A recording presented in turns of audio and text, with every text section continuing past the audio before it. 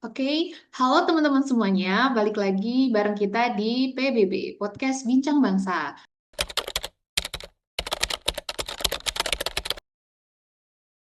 Nah, kali ini kita akan masuk ke episode yang cukup spesial karena kita nggak cuma ngobrolin satu topik aja, tapi kita bakal recall seluruh pembahasan dari hari pertama sampai hari keempat, agenda pertama di Latsar Distillen kita.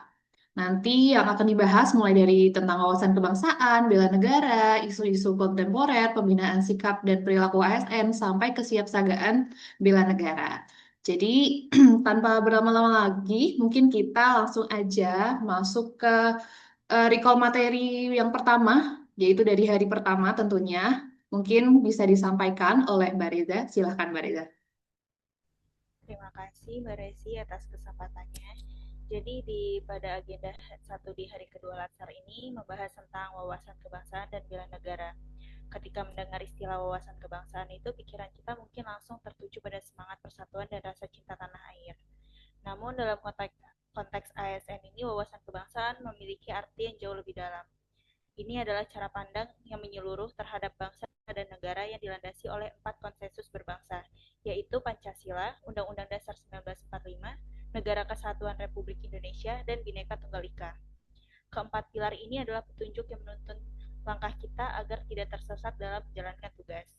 Selanjutnya, pada bela negara itu bukan hanya tentang mengangkat senjata di medan perang saja, tetapi bela negara juga dapat diwujudkan dalam tindakan sederhana namun bermakna, seperti bekerja dengan integritas, melayani masyarakat tanpa diskriminasi, menjaga rahasia negara, mematuhi hukum, dan menghindari segala bentuk penyalahgunaan wewenang. Setiap jam kerja yang kita gunakan dengan penuh tanggung jawab juga adalah salah satu bentuk nyata dari bela negara. Dalam materi ini juga saya banyak belajar kalau ASN itu memiliki peran strategis sebagai perekat pemersatu bangsa. Kita bukan hanya pelaksana kebijakan, tetapi juga pembuat perubahan yang membawa semangat Pancasila dan Undang-Undang Dasar 1945 ke dalam pelayanan publik. ASN yang berintegritas akan menumbuhkan kepercayaan masyarakat terhadap pemerintah, dan kepercayaan itu adalah modal utama untuk membangun bangsa. Dari pembelajaran ini juga membuat saya semakin sadar bahwa menjadi CPNS bukan sekedar mendapatkan pekerjaan tetap, tetapi ini merupakan panggilan pengabdian, sebuah janji untuk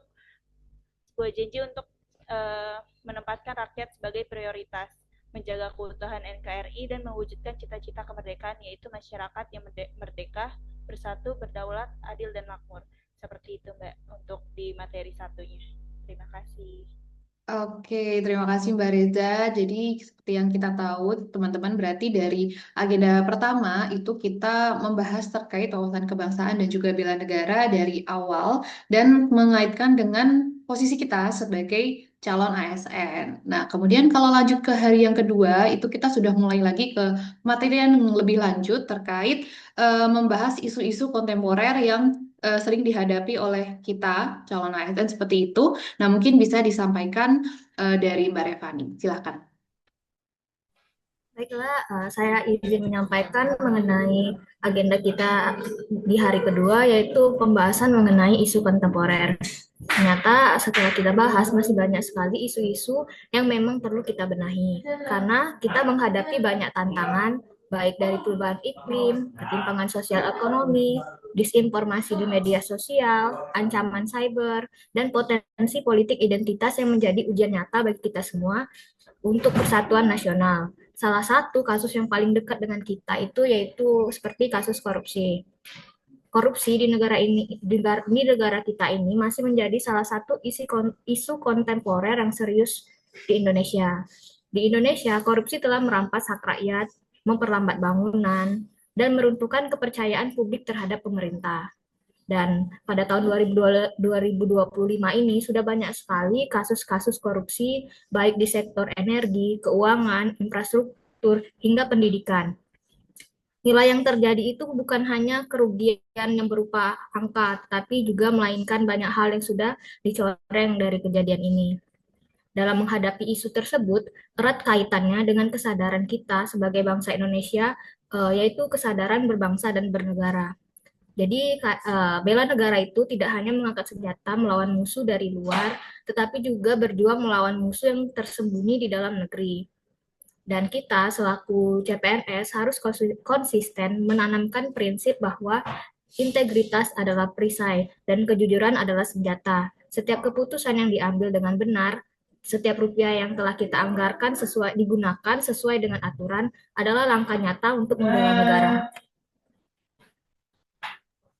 Oke, mantap sekali recall materi dari Kak Revani yang membuka wawasan kita. Ternyata memang masih banyak isu-isu kontemporer yang harus kita basmi dan hadapi. Apalagi kita sebagai calon pegawai negeri sipil, banyak PR kita yang harus kita lakukan.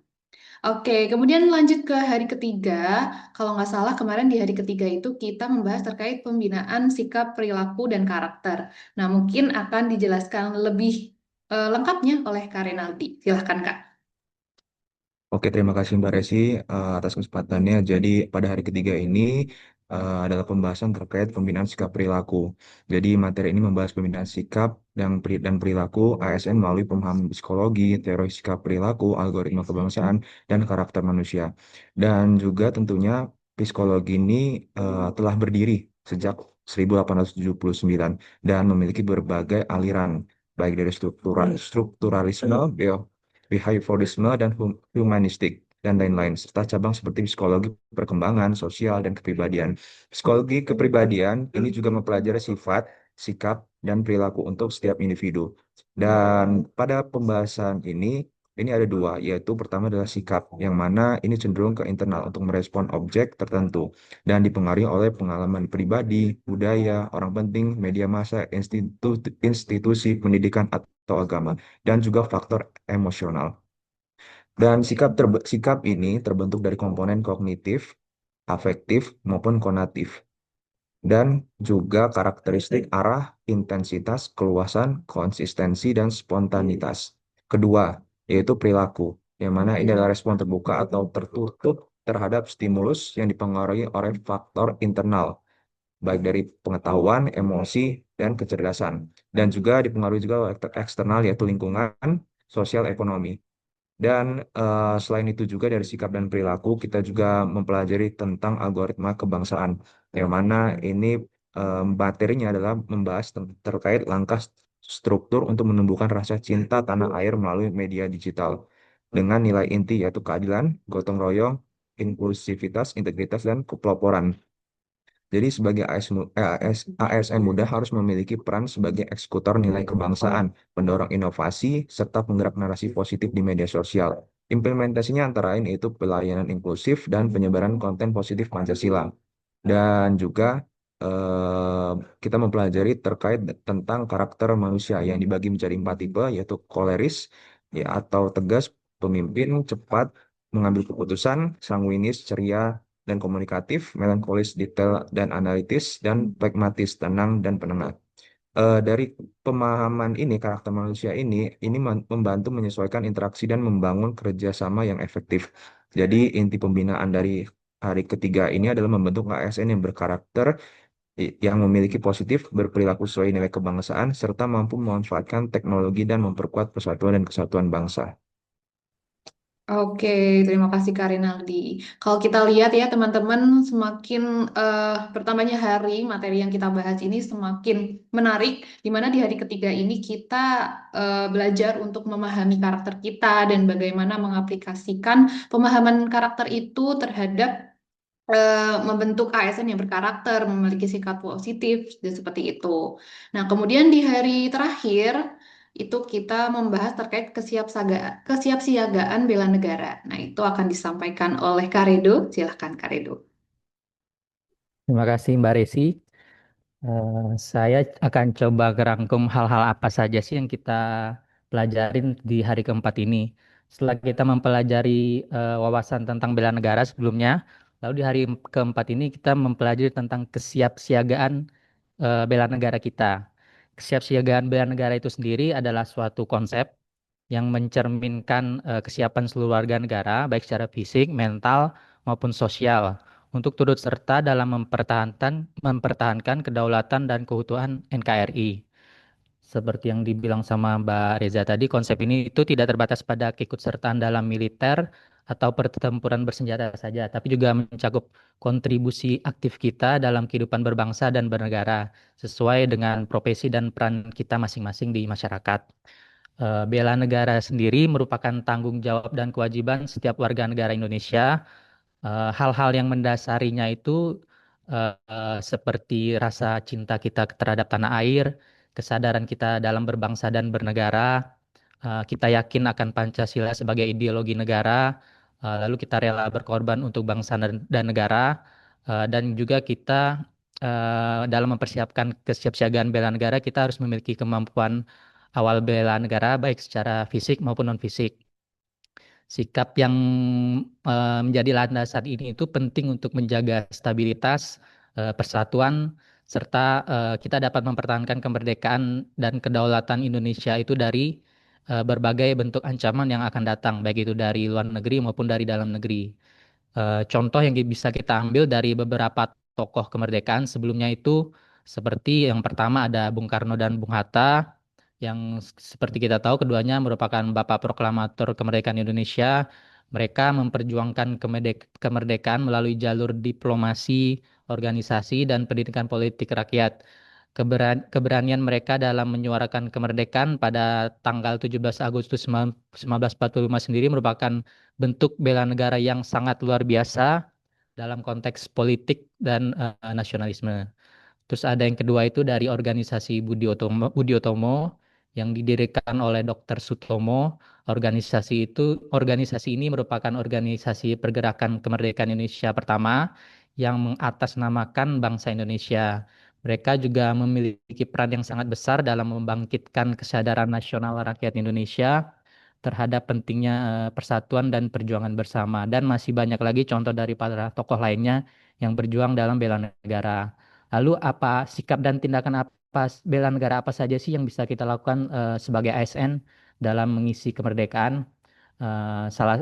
Beberapa contoh itu dengan cara kita bisa menjaga integritas kita ketika bekerja, menaati peraturan dan hukum yang berlaku, menghindari korupsi dan penyalahgunaan wewenang. Kita bisa memelihara aset dan sumber daya negara yang kita miliki, dan juga banyak hal positif lain yang bisa kita implementasikan pada aktivitas kita saat bekerja. Mungkin seperti itu, Mbak Risi. Oke, mantap sekali. Terima kasih Kak Redo. Jadi kurang lebih tadi dari teman-teman sudah merangkumkan apa saja yang kita pelajari di agenda satu Latsar kita dari hari pertama hingga hari keempat. Mungkin saya akan bantu rangkum secara keseluruhan tadi dari hari pertama yang disampaikan oleh Mbak Reza terkait wawasan kebangsaan bagi ASN itu merupakan suatu cara pandang utuh berlandaskan 4 pilar utama kita yaitu Pancasila, UUD 1945, NKRI, dan juga Bhinneka Tunggal Ika. Nah, kemudian tadi juga dibahas bela negara itu bukan soal mengangkat senjata, bukan soal perang saja, tapi juga bisa kita wujudkan melalui integritas, pelayanan yang adil, taat hukum, menjaga rahasia negara, dan menghindari penyalahgunaan wewenang. Kita sebagai CPNS juga harus siap mengabdi, menjaga keutuhan NKRI, dan juga memprioritaskan rakyat. Secara umum yang saya tangkap seperti itu di hari agenda 1 hari pertama. Kemudian di hari kedua itu yang bisa kita simpulkan terkait tantangan kebangsaan kini berkaitan dengan isu kontemporer itu ada banyak sekali, ada perubahan iklim, kesenjangan sosial, disinformasi, ancaman cyber. Kemudian tadi juga yang di-highlight oleh Mbak Revani terkait korupsi yang menjadi ancaman nyata yang tentu saja merugikan rakyat dan meruntuhkan kepercayaan publik. Nah, bagi kita CPNS, integritas itu adalah perisai dan kejujuran. Kemudian di hari ketiga, kita masuk ke di hari ketiga, kita dapat menyimpulkan bahwa pembentukan sikap dan perilaku ASN itu dipengaruhi terkait pengetahuan, perasaan, dan kesiapan bertindak, serta faktor internal dan juga eksternal tadi disebutkan oleh Kak Renaldi. Kemudian tadi juga disampaikan terkait algoritma kebangsaan yang mengajarkan nilai keadilan, gotong royong, inklusivitas, integritas, dan kepeloporan di era digital. Nah, kita sebagai calon ASN muda itu harus jadi eksekutor, pembawa narasi positif, dan memahami tipe karakter yang tadi disebutkan seperti ada koleris, sanguinis, melankolis, dan plekmatis untuk kolaborasi yang efektif. Seperti itu. Kemudian di hari yang terakhir tadi disebutkan oleh Kak Rido terkait kesiapsiagaan bela negara yang mencakup kesiapsiagaan fisik, mental, dan sosial dengan landasan cinta tanah air, kesadaran berbangsa, keyakinan pada Pancasila, dan rela berkorban. Kemudian kita juga bisa belajar dari sejarah perjuangan para pahlawan yang menunjukkan bela negara bisa melalui diplomasi, pendidikan, persatuan, seperti itu. Jadi ASN ini berperan dengan menjaga integritas, taat hukum, menghindari korupsi, yang di-highlight juga, serta memelihara aset negara. Oke, jadi teman-teman dari hari pertama sampai hari keempat hari ini kita sudah merefleksikan banyak hal dari integritas, semangat mengabdi, sampai peran nyata kita sebagai ASN dalam menjaga negeri. Semua ini bukan hanya teori, semoga, tapi bekal untuk langkah kita ke depan. Terima kasih sudah setia bersama kami di PBB, Podcast Bincang Bangsa. Mungkin untuk episode agenda pertama ini merupakan episode terakhir. Sampai jumpa di episode berikutnya di agenda selanjutnya. Terima kasih teman-teman, tetap semangat.